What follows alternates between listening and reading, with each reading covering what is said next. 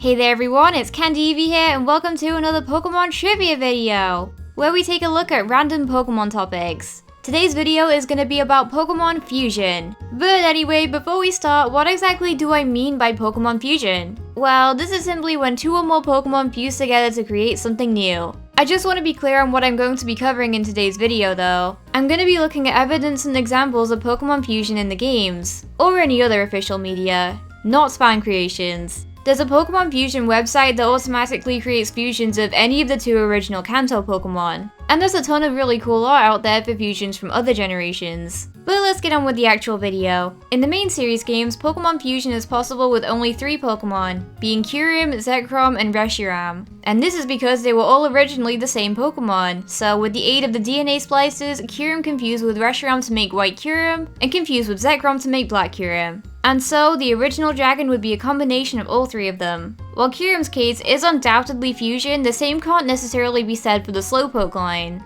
We already covered this one in a little more detail in the previous video, but in a nutshell, evidence both in the games and in other forms of media implies that when a Slowpoke and Shelter come together, they make a Slowbro or a Slowking. While this is shown to be true in the anime, in the games no such mechanic is in place. And the last Pokemon in-game that supports evidence of fusion would be Zygarde. Zygarde's kinda weird though. Basically, every Zygarde form that can battle is pretty much a giant fusion of a ton of Zygarde cells, the form it takes simply being dependent on what percentage of the total Zygarde cells out there are part of the fusion. This one is still shrouded in a bit of mystery, but I'm sure that we'll find out more once Pokemon Sun and Moon get released. But what about the anime? When fusion is mentioned in relation to the anime, one of the first things that springs to mind would be Venusaur, which is quite simply a Blastoise and Venusaur fusion. Though, as you may remember, this was an illusion created by Ghastly, so I guess it doesn't really count. The second example would be a Mismagius and Rayquaza fusion in the episode Malice in Wonderland. But oh, would you never have guessed it, this one's an illusion too.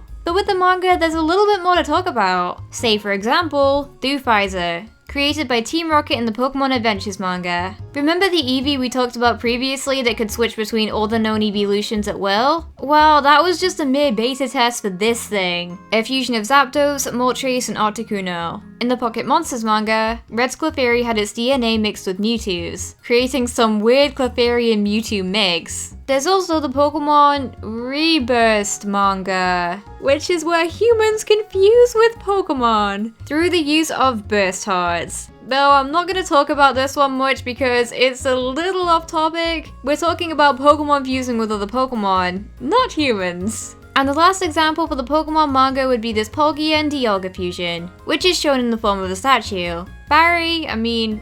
Pearl, speculated that those who created the statue may have seen Dialga and Palkia fighting and mistakenly thought that they were one Pokemon. Even if this is untrue, the statue looks awesome. Well, that's just about it for today's video. If you can think of another random topic that you'd like me to cover, then you can leave it in the comments section down below. If you want to watch more Pokemon trivia, then you can check out these 2 videos. But for now, that's all for now from me, and I'll see you next time. Bye!